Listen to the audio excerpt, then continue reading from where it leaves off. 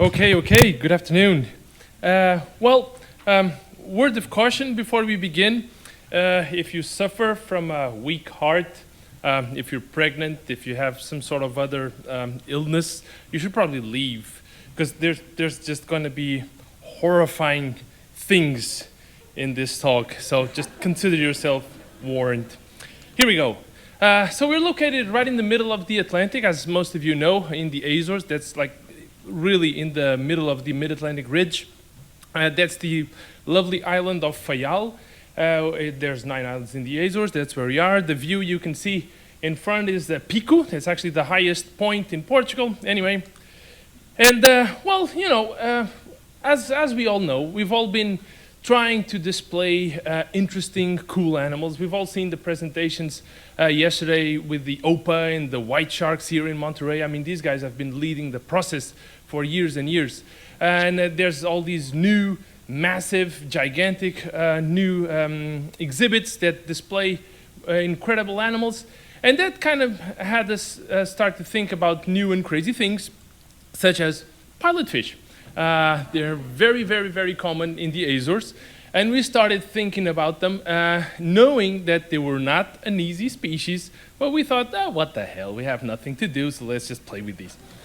So, some pretty video of pilotfish in the Azores with the blue sharks. If you want to get out there, talk to us. We can make it happen for you. We can get you deals. Because we do have an excellent relationship with the dive folks out there. We basically charter their boats whenever we go out there to collect these animals. So pristine blue waters, 50-meter visibility, that's 150 feet. I mean, it's just insane, the diving out there. So we obviously, when we started to work with these things, we had to do our homework. We had to understand what they're all about. They're epipelagic, they're commensal. You'll never see one pilotfish. You always see a bunch of them, of course. They're usually associated with the fish aggregating devices, or otherwise anything that's sort of unusual in the middle of the open water. You'll find a bunch of pilotfish under them. And of course, you'll see them associated to large sharks, turtles, and a bunch of other things, as you all know. You will also find them as a bycatch to a lot of fisheries, especially in the Mediterranean, dolphin fish, tuna fisheries, and a bunch of other things. You'll find a lot of pilotfish in those nets as well, and they grow exceptionally fast. I mean, you all know that dolphin fish, mahi-mahi, grow very, very fast. Believe it or not, these things grow faster, if you can believe that. So they're pretty much all over the world, very wide distribution. So let's, I'll show you the process by which we collected some animals. We held them for some time. We moved them all over Europe and even here to the US. So let's just cover all that. So we go out in this boat using one of our standard transport tanks, 1.75 meters, 5.7 feet. This is the same stuff we use for moving fish around. And it all started with a phone call. We got a guy telling us, hey, there's a dead whale out there, in the middle of the ocean. So obviously our staff jumps on a boat and goes to this dead whale. Now, because we're European, we're poor, we don't have money because we waste it all on beer and other things.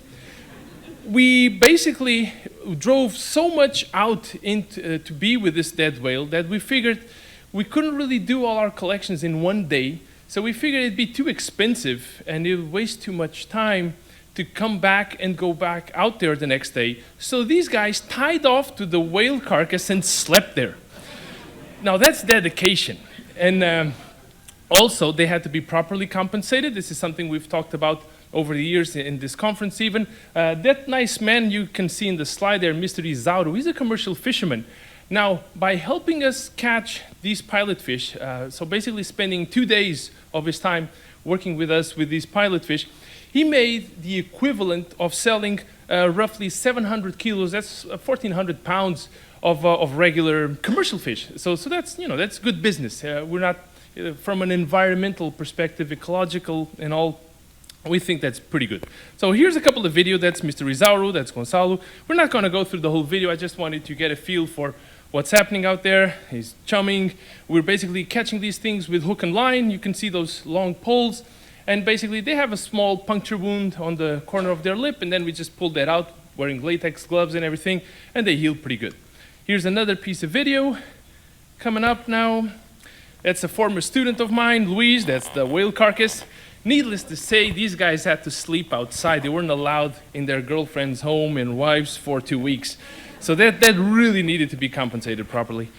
We're gonna have some underwater footage now. You can see lots of sharks, lots of pilot fish, and basically this dead whale provided plenty of opportunity for us to catch some of these things. And then we have some more video of the pilot fish in our transport box. This is before we started using the big nice tank that I showed you just a while ago. So everything looking pretty good. You know, you can see the little puncture wounds on the corner of the lip, but that heals pretty nicely. So that's the fish arriving to shore. The guy in the white shirt, you can see there, that's Telmo, my business partner. He was at a meeting, very formal meeting. We don't always do our collections in jeans and a white shirt, just so we don't think we're idiots in Europe. That's Telmo's baby girl down there. So we got, it's a pretty much a family affair out there. So we threw these pilot fish in our 200 centimeter round fiberglass tanks that we have in our holding facility, which the government paid for. I think I told you guys about this very nice facility we have out there in the Azores. You should get out there and take a look at it. And they're extremely aggressive feeders. Let's just look at this quick video really quick. So that's Orta. We have a bit of an introduction because we think YouTube is cool. So these things feed 3-4 times a day. Exceptionally aggressive feeders. So very, very active. It's just beautiful to look at. Very, very nice. So problems, of course. They do get some infections. We solved that by being very careful, wearing latex gloves, and we give them these betadine baths, which seem to work very, very well. Very sensitive to light changes. If you flick on a light switch, they will just go crazy. You can hear them banging against the tank wall. So you have to be extremely careful, have light dimmers to turn your lights on and off, otherwise they go absolutely insane. Parasites, of course, we've just seen very good presentations about this. Freshwater baths, praziquantal baths seem to be able to deal with that. Extremely high oxygen demand. We have to treat these things like we're dealing with scombrids or dolphin fish. So of course, lots and lots of oxygen. They jump a lot, so cover your tanks, otherwise you'll lose your fish. And of course, extremely voracious, so we had to feed them quite a bit. And occasionally they kind of swim sideways, which we thought was a little weird, but then we looked into literature, and apparently it's normal. It's a thing that they do when they don't have a host, and supposedly, it makes them save energy. It just makes it more hydrodynamically efficient. So anyway, it's not really a problem. Then we found out something cool. We had these things swimming in our tank. Everything is looking fine, and then we kind of see something weird happening every now and then, and we got some samples, and we had eggs. We had eggs, and we looked closer, and we had lots and lots of eggs. We had some tiny little baby pilot fish.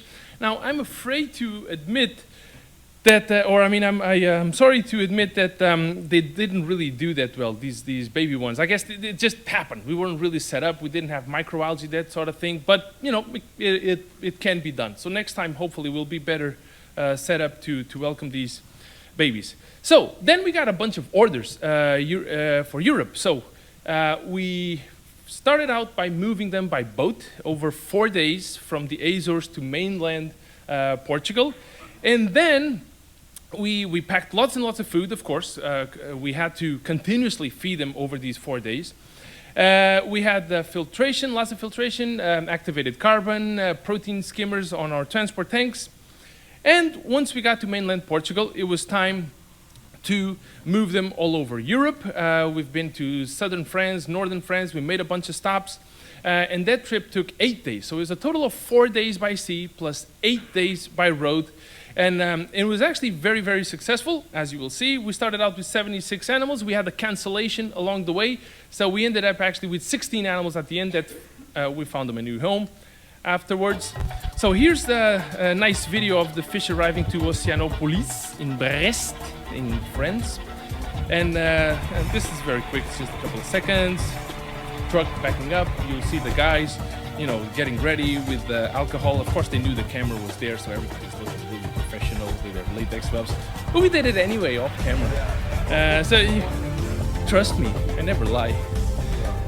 And then we've got these, they're being moved with plastic bags, of course. You can never, ever, ever, ever touch these things with a net, ever.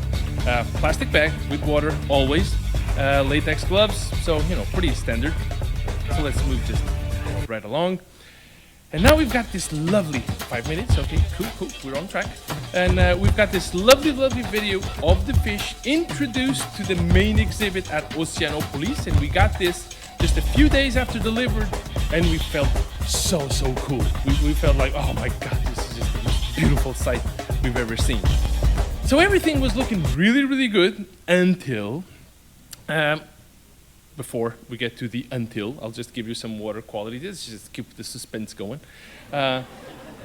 Water quality, very interesting. There are quite a few high fluctuations, as you can see there. I mean, we had oxygen all the way down to 68%, all the way up to 400%. They handled that fine. pH, 6.9, 8.1. Temperature, 13 degrees Celsius. This was December in France. It was very cold, and all the way up to 22. So they have quite a wide range. And then, of course, the 16 animals that were canceled, we had them in Peniche. That's where I teach. I had some students taking care of them. They weren't really used to it, but they did a really good job. It was very hard work, some very character building stuff and all of that. It was good for them. And that last batch went to the Oceanário de Lisboa. And finally, they all died. There's just no nice way to put it. They all freaking died. They all died to predation. Those pretty ones you saw at the Oceanopolis video before, they died as well. They all died. They all got eaten. And that led us to think, well, we gotta start thinking of ways that we can introduce them so they won't die.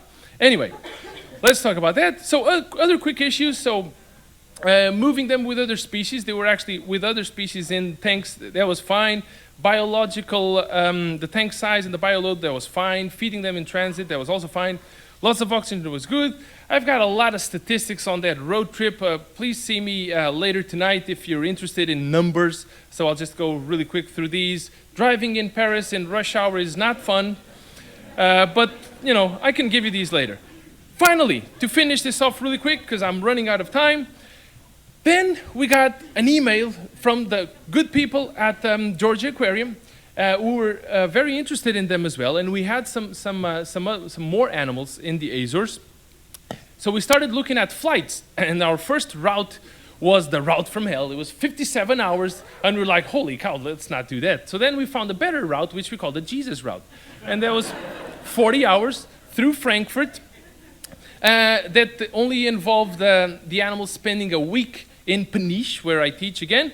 So that drove us to start doing mock transports. We looked at the dissolved oxygen. You'll see some Portuguese words there. Gelo means ice. Jejum means fasting. I was just too lazy to replace the chart. Sorry about that.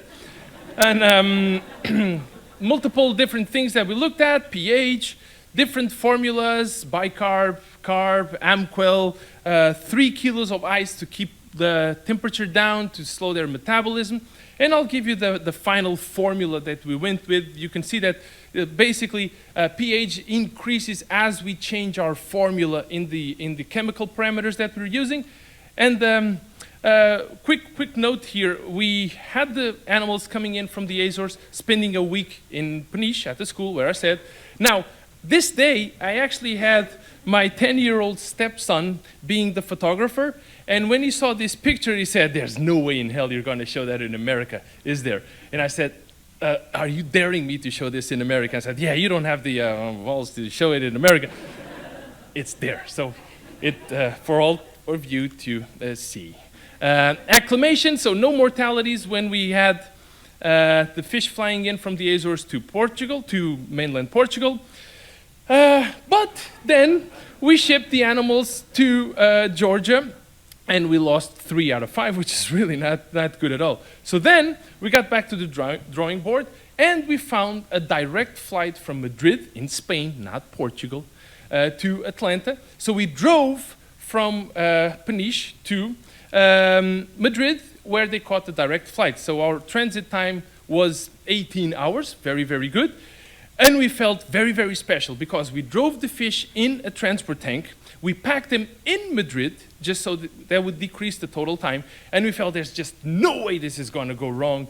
This is going to be the best transport ever. Turns out we were wrong. So we lost 1 animal out of 7 in transit and 2 more over the next couple of days. So in conclusion, well, these animals really are hard to work with, but we have, we feel that we can work with them.